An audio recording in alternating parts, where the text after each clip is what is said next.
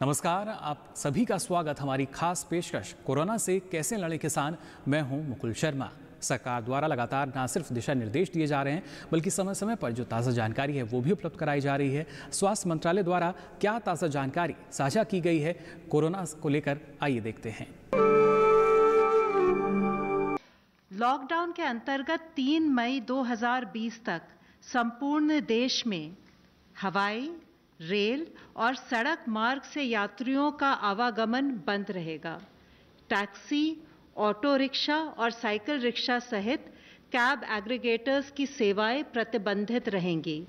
सभी शैक्षिक एवं संबंधित संस्थान बंद रहेंगे। सभी cinema halls, malls, shopping complex, gymnasium, sports complex तथा इसी प्रकार के स्थान बंद रहेंगे। सभी सामाजिक, राजनीतिक, खेल, मनोरंजन, शैक्षणिक, सांस्कृतिक, धार्मिक समारोह और अन्य सभाओं के आयोजन पर रोक रहेगी। सभी धार्मिक स्थल, पूजा स्थल, धार्मिक समागम जनता के लिए बंद रहेंगे। जो क्षेत्र हॉटस्पॉट्स या कंटेनमेंट जोन नहीं है, वहां पर 20 अप्रैल से कुछ चुनिंदा गतिविधियों की अनुमति दी जा सकेगी, बशर्ते कि वहां पर मौजूदा दिशा निर्देशों एवं सोशल डिस्टेंसिंग का कड़ाई से अनुपालन किया जा रहा हो। इन चुनिंदा गतिविधियों को अनुमति देने का उद्देश्य यह सुनिश्चित करना है कि कृषि और संबंधित गतिविधियां पूर्ण रूप से कार्यात्मक रहें, ग्रामीण अर्थव्यवस्था अधिकतम दक्षता से कार्य करे इत्यादि। गृह मंत्रालय द्वारा विस्तृत दिशा निर्देश हमारी वेबसाइट पर उपलब्ध हैं। अनिवार्य रूप से सभी सार्वजनिक और कार्यस्थलों पर फेस मास्क पहना जाए, सोशल डिस्टेंसिंग का पालन किया जाए, 5 से अधिक लोग सार्वजनिक स्थानों पर एकत्र ना हों, सार्वजनिक स्थानों पर थूके नहीं, शराब, गुटखा, तंबाकू की बिक्री को सख्ती से प्रतिबंधित किया जाए, कार्यस्थलों पर टेम्परेचर स्क्रीनिंग की जाए और सैनिटाइजर्स का प्रयोग किया जाए। बुजुर्ग और रोगग्रस्त व्यक्ति तथा छोटे बच्चों के माता पिता को घर से कार्य करने के लिए प्रोत्साहित किया जाए। निजी और सार्वजनिक दोनों क्षेत्रों के सभी कर्मचारियों के लिए आरोग्य सेतु के प्रयोग को बढ़ावा और दिया जाए।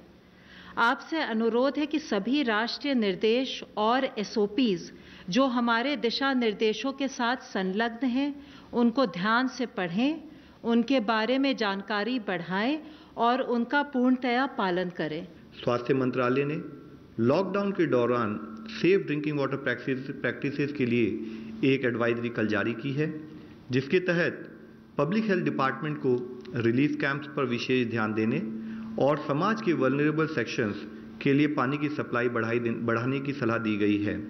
क्लोरीन टैबलेट्स, ब्लीचिंग पाउडर और हाइपोक्लोराइड सॉल्यूशन के एप्रोप्रिएट यूज़ की एडवाइस भी दी गई है।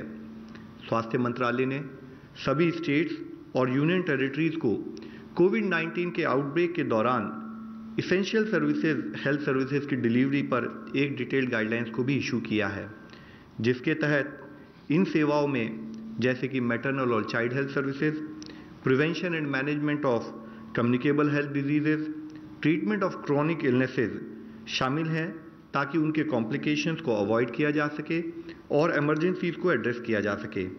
हेल्थ केयर वर्कर्स को इन सब बीमारियों के बारे में कार्य करते हुए सेफ्टी इंश्योर करा जाए, उसके बारे में रिक्वेस्ट की गई है। कोविड डेडिकेटेड फैसिलिटीज़ के अलावा रिमेनिंग फैसिलिटीज़ ऐसी सेवाएं प्रदान करती रहेंगी। नॉट फॉर प्रॉफिट और प्राइवेट सेक्टर को भी ऐसे कार्य में इन्वॉल्व किया जाए, उसके लिए स्टेट गवर्नमेंट से कहा गया है। ओवर क्राउडिंग को रोकने के लिए टेली हेल्थ सर्विसेज को प्रमोट करना चाहिए। साथ ही लॉकडाउन या रेस्ट्रिक्शंस के पीरियड के दौरान इम्यूनाइजेशन और एंटीनेटल केयर जैसी सेवाओं को रीऑर्गेनाइज किया जाना चाहिए और इस तरह की सेवाओं को कोई एक दिन फिक्स करके प्रोवाइड किया जाए। ये सर्विसेज देते समय भी फिजिकल डिस्टेंसिंग और रिक्वायर्ड इन्फेक्शन प्रिवेंशन प्रोटोकॉल को फॉलो करना चाहिए।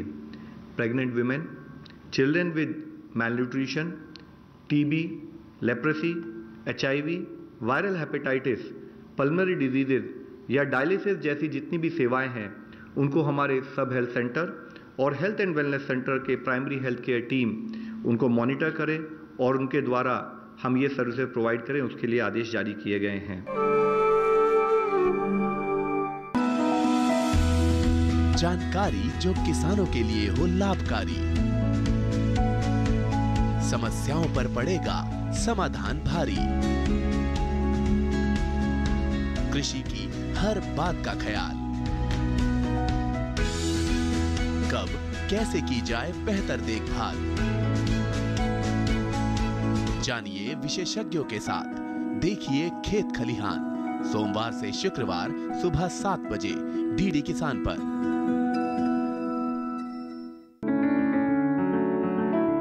महका महका घर आंगन, हरियाली से खिलेगा तन मन, छत पर छोटी सी बगिया, जरूरत भी पूरी शौक भी पूरा। देखिए छत पर बागवानी, शनिवार सुबह 9 बजे।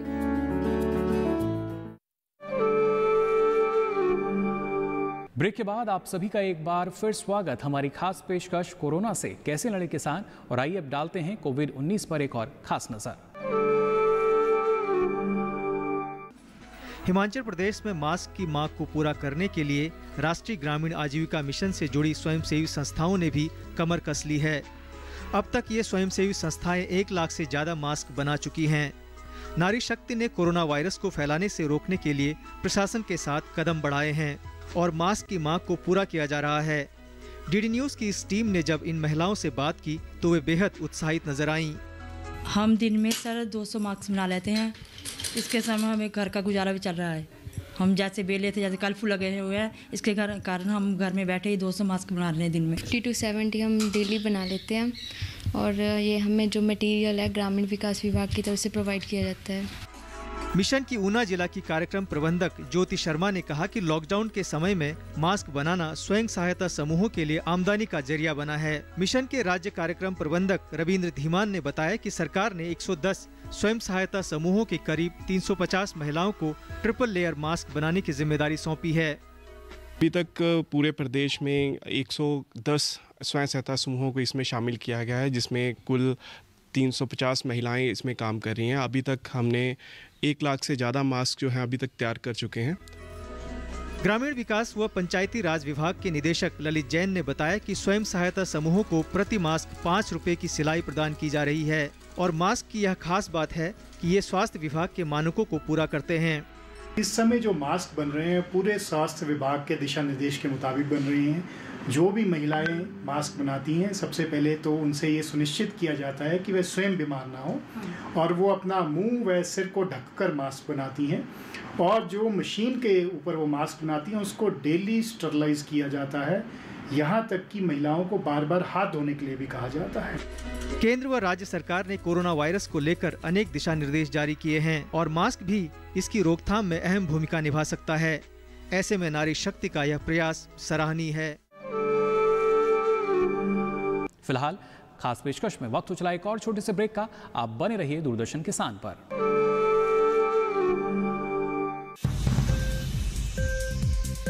उपज के भाव ताव, आवक का हाल चाल, आयात निर्यात पर पैनी नजर, जानकारों की सटीक सलाह, सिर्फ मंडी खबर में सोमवार से शनिवार सुबह 8:05 पर।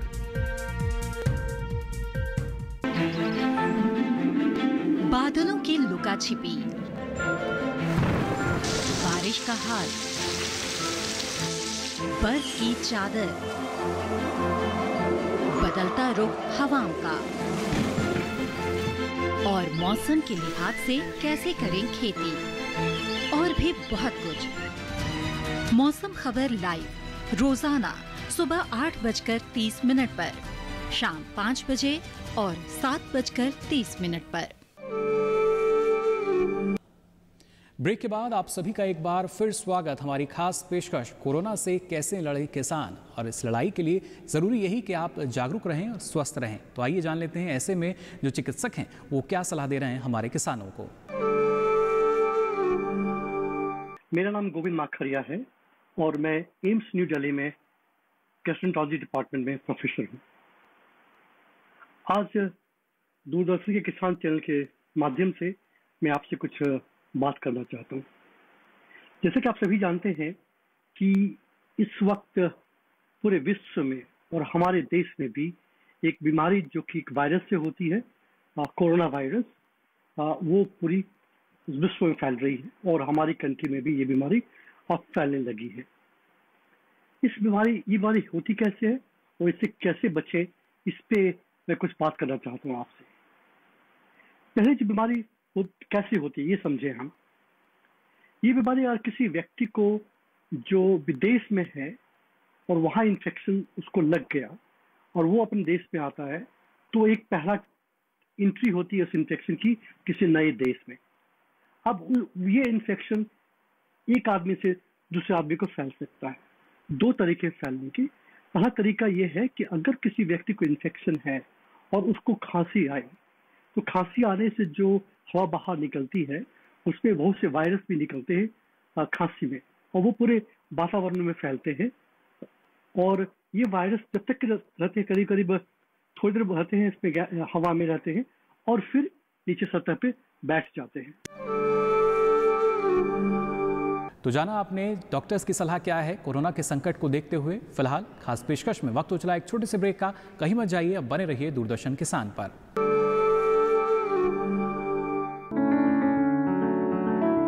महका महका घर आंगन, हरियाली से खिलेगा तन मन। छत पर छोटी सी बगिया, जरूरत भी पूरी, शौक भी पूरा। देखिए छत पर बागवानी, शनिवार सुबह 9 बजे।